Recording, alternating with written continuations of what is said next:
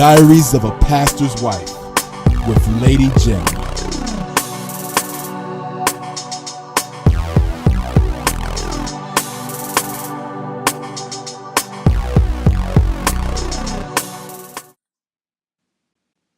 Hi everyone, welcome back to Diaries of a Pastor's Wife. I am Lady Jim and I am happy to be here with you. So today I wanted to talk about temptation. Um, and I'm going to unpack a lot of things because there's certain things I never looked at the way that I probably should. So I want to start out with the root word of temptation is tempt. But in the Latin, it's tentare, and I'm probably not saying this right, which means try. It means to try, to test, or to handle. Um, so I was like, oh, okay. Because I know that I'm sure you guys have heard that God will test us. And when we do not pass that test, we get tested over and over again, just like life, just like school.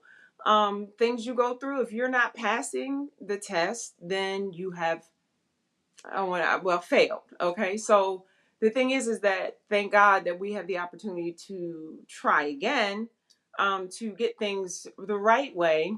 Um, and I had to look at this, in my life. I'm always, I feel like I'm always the little boy who's crying wolf, but I don't think it's really wolf. So just to give you guys some context or some background, I have worked for many years, put it like that. But it seems like in every job that I am in, there always seems to be a problem or something that is just not right. It's not going well. And but it's the only thing I can say is that the only common denominator is me. So it's like I don't know if I'm a bad employee. Like, no, I'm not late. I do my work and I try to do the best I can. And I'm very hard on myself when if I make a mistake, and I'm accountable. But there's something in me. I don't know if it's leadership qualities, who knows what you want to call it. It frustrates me when things are not done correctly, or if it makes no sense the way that things are done, or if somebody just answers and says this is the way that we always have done it. And then I get into situations where um I'll just say I feel like things could be done in a different manner or a better way. So me being the big mouth that I am, I never can learn to just shut up and not always voice my opinions, or maybe ask my questions, or maybe I don't know the right way to ask questions, and maybe how I come across, it seems like I am putting blame on people, or like just putting them in. I don't know. I have no idea. I don't try to do that. Like, I'm just trying to do things the right way. Um, and to do things in a manner that things can be more proficient. So anyway, fast forward, it's like I always fail this test when it comes to work. And I've just been praying, asking God, like, why is that? Why do I always end up in the same place? Why am I never passing this test? Why can't I graduate to the next thing? And I'm like, you know what? There's a lot of and there's not enough God. And I realized, you know what? God can handle anything. And God puts me in these situations. Why am I getting all stressed out, hot and bothered, when people don't agree, or they don't want to change, or things just don't make sense? Obviously, I have to go through this and pass this test because God, He wants me to learn something. God wants me to see something. And it's almost like I feel like a horse with the blinders on, where you can't look left or right. I'm just focused on this one thing. And it's like I'm making that a priority over God. when I realize the God that I serve, he can do anything. Like, am I limiting him? So where this comes into temptation, I always feel like I'm always tempted to go into self rather than look at God and look at what he wants to do and what glory can he get out of these situations. And I'm like, okay, in essence, like, I don't know what's wrong with me that I can't talk right now, but in essence, um that's being tempted to do what I want to do, tempted to always lean on my free will that God has given me. And it's something that being tempted is not the sin part. The sin is when you're acting on that temptation, when you're acting on the self, when you act on like I have the answers. And that's just in this situation. People are tempted, with sexual things. They're tempted by money. So, but it's not the actual material thing that is tempting you. That's something on the inside of you that is being called to this thing, that you're being drawn to it, that we make it greater than God, and sometimes, that can almost cross into creating idols. Um, and I really had to look at me, and I had to look at why I am failing this test over and over again.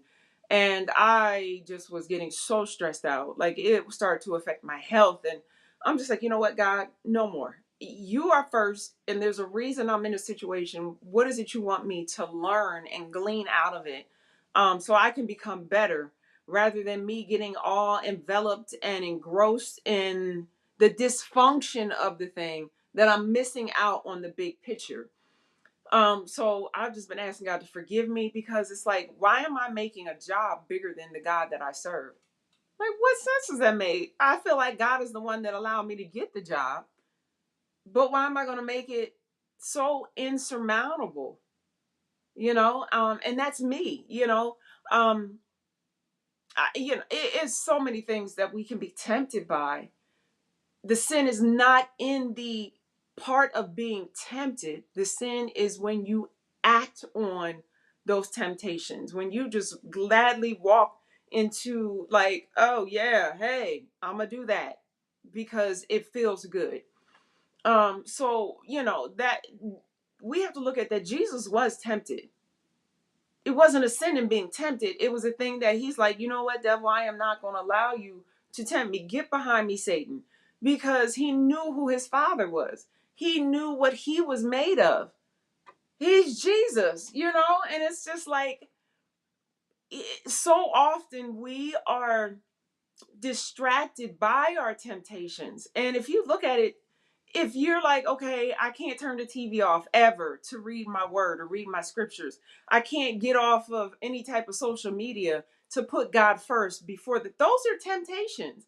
If we can't learn to say, you know what, I'm giving myself 30 minutes of screen time. Then I'm dedicating 2 hours to God.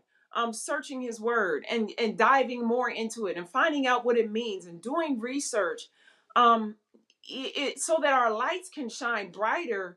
And we are up against perilous times, and we are so distracted by our temptations. And the devil is just, he's busy, but he's like, oh, okay, I got him. Got you here, got you there, got you everywhere. When we don't check ourselves. And Jesus allowed, or was led by the Spirit to be tempted by Satan. And that was to demonstrate his sinless nature and perfection. And that is what we're supposed to strive for. Not just being lazy Christians.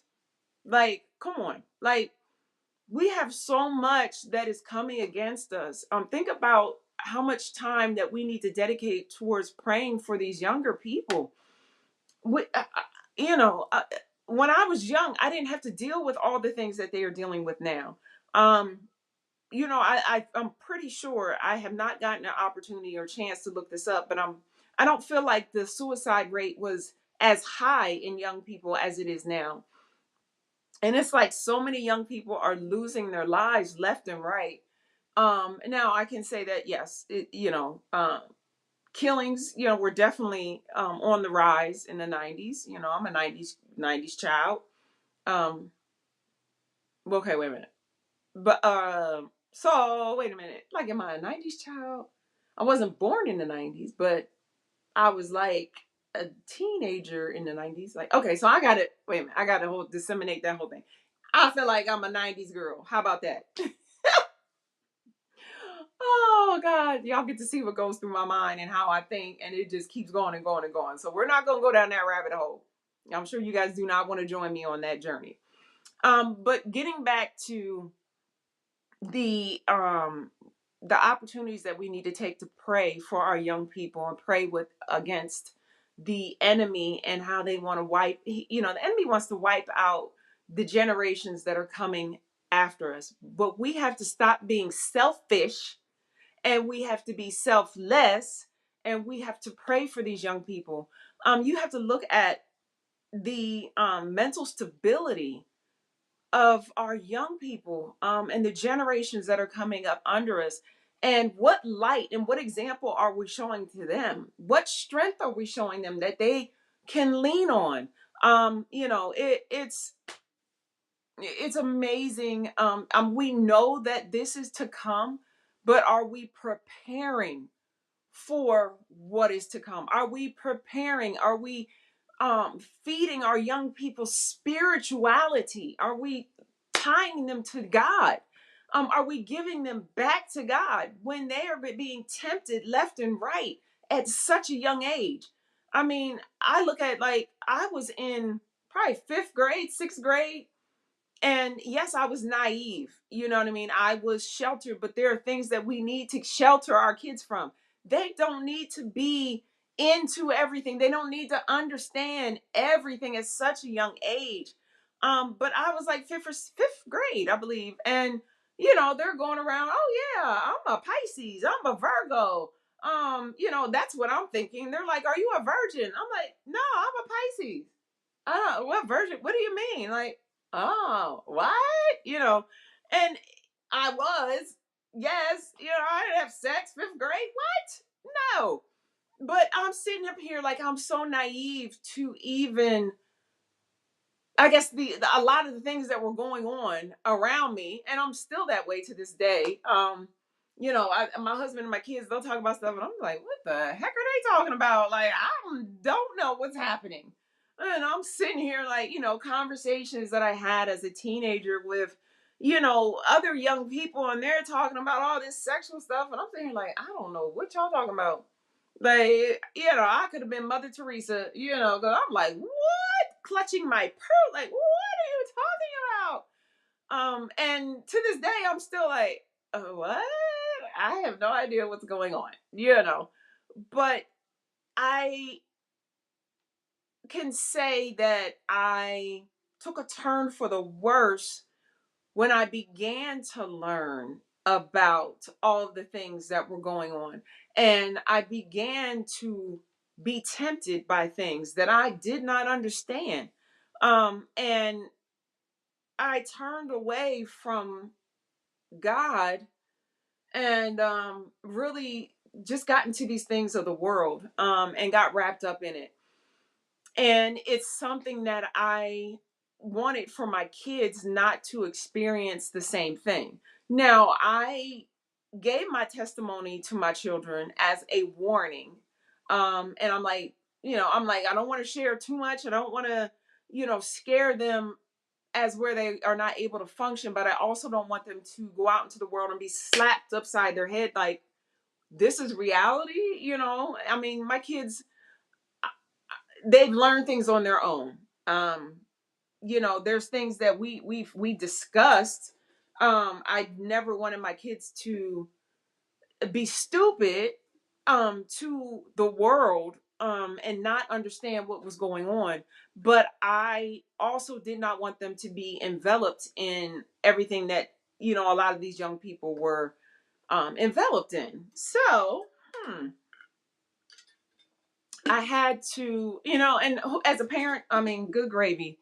Do I know, and do I have thoughts of like, oh, I could have done that differently? I think that most parents are like, I wish that I would have parented a little bit different. I did not, and I was not um, a parent who said that I would never parent like my parents.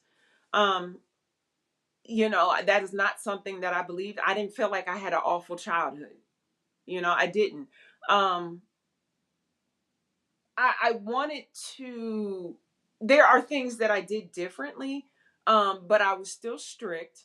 I felt like schoolwork and you getting your grades, that was your responsibility. That is all you really needed to focus on that time.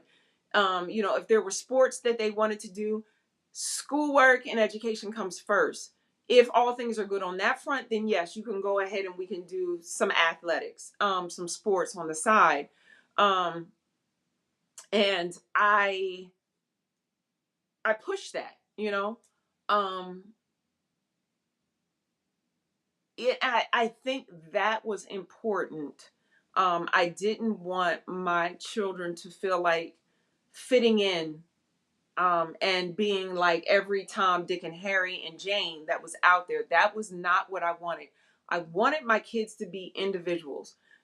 Is that hard?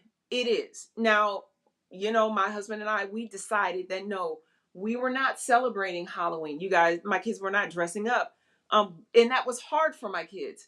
And I felt for them. I never wanted them to feel like I didn't feel for them or I didn't understand that this was rough. I felt like, yes, you are being set aside, but I know that Jesus wasn't sitting up and going around and doing everything that everybody was doing.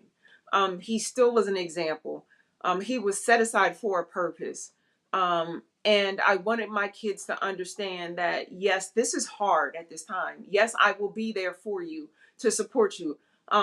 We tried to think of different things to come up with that they um, could not feel so ostracized. You know what I mean? But in a sense, if we are to be a city that is set upon a hill and our light is supposed to shine, we can't pull the wool over our kids' eyes to say, you are just like everybody else. Well, no, our kids aren't. They are set aside. They are a chosen generation. We can't make them feel like they're not. And I think that walking that line as a parent, you never want your kids to be bullied. But they're going to get bullied anyway. It doesn't matter. It's like you do everything, allow my kids to fit in. Well, somebody's child who probably needs a good beating. I'm sorry, I'm just going to say that. I know that's not acceptable in this day and time. But when you're talking about bullies, a tone needs to be set that you do not allow your child to just go around and to terrorize somebody else's child. That sticks with somebody for their life. And you as a parent, you need to be involved and know what your kids are doing. Um, and it's sad that you almost want your kid to be on the other side of it, be a bully. But I mean, don't I all of my kids were bullied. I was bullied. And that is something that, well, I can tell you to this day what was said to me because it made an impact. And especially at such a young age. And to this day, I'm like, I'll never be pretty enough. I'll never be skinny enough. It's like I'll never be light enough to fit in. My hair will never be just like super loose and curly.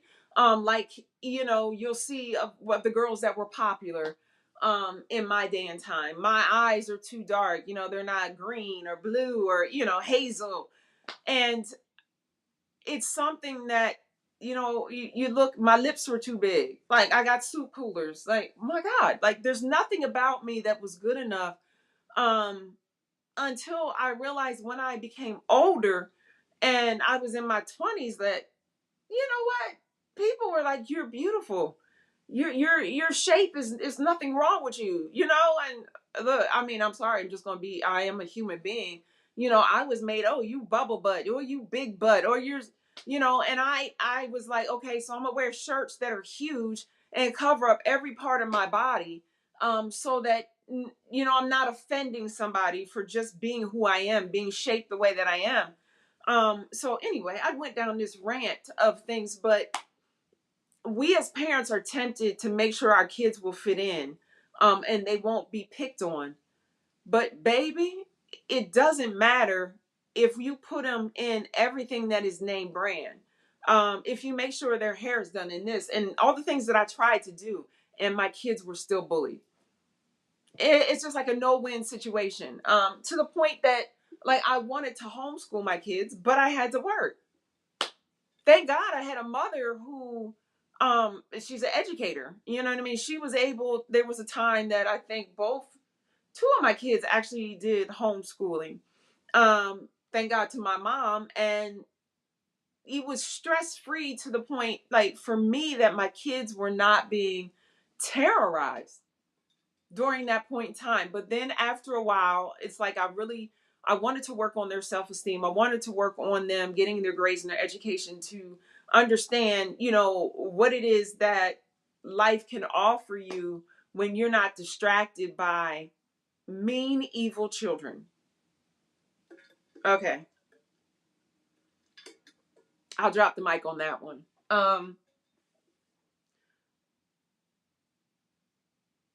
It's not easy parenting. It's not easy grandparenting.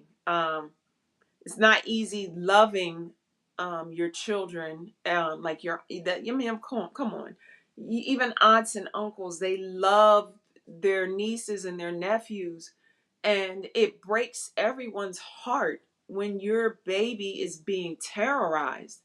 And we as parents are under the temptation to just allow our kids to be like everybody else, when we know that how we believe as followers of Christ, our kids are set aside, and they are totally different and they're raised different. And that is what greatness is. That is what we are being called to. So, yeah, you look at how Jesus, um, he was tempted, but he knew how to handle it and he knew how to respond to the devil, because it's like, how, devil, how are you offering me what my father owns and created? Like, who are you? But we are sidetracked. And I'm saying we because I'm included here. Um, to being distracted that we need to be like everybody else. We need to fit in, because when we're not fitting in, we feel ostracized. We feel lonely. Like we're fighting this battle all by ourselves. But that's where we as like-minded Christians need to get together and be together. We need to fellowship. We need to strengthen one another to walk this walk. So being tempted is not the sin. Talk to your sisters and your brothers and your mother and your father, your followers that you have in Christ, because you can lean and depend on them. You can talk to them. You can be honest about how you're feeling and what you're going through. And you can find strength in that. And you pray, and you don't have to be alone. Never feel like you have to be alone in this walk, because at this period of time, we don't have to be alone, but there is going to be a period of time where we will be alone. We Christians all over this world are being crucified just for their faith. And we have to find strength in knowing that we have to stand, and we have to stand for righteousness. We have to stand for the love of God and Christ, and not allow ourselves to be drawn into this spirit of like super loneliness where you can't make it. We have to lean and depend on God. We have to get in our word. We have to know those scriptures, because there might be a point in time where they will burn all the Bibles. They will get rid of all the scriptures, anything that we find strength in. And what do you have to lean and depend on if it's not on the inside of you? So that is what I wanted to get on here and say. I know I kind of went on this rant, but I want you to think about what I said and tie it all in together. temptation is not the sin. Being tempted is not the sin. It's how we decide to act on it. All right. So I'm praying that you guys have a wonderful week. You have a wonderful time in Christ, that you get to know your Father, get to know his wants, but understand what we are called to be. And we are called to make a stand and to stand for righteousness. I love y'all. I'm praying for y'all. Pray for me. And I hope to get back on here soon with my beautiful daughter. And also, I invited my husband. So I think that will be something that is exciting. But I'm asking that, we all have to hold up that bloodstained banner. He died on the cross for us.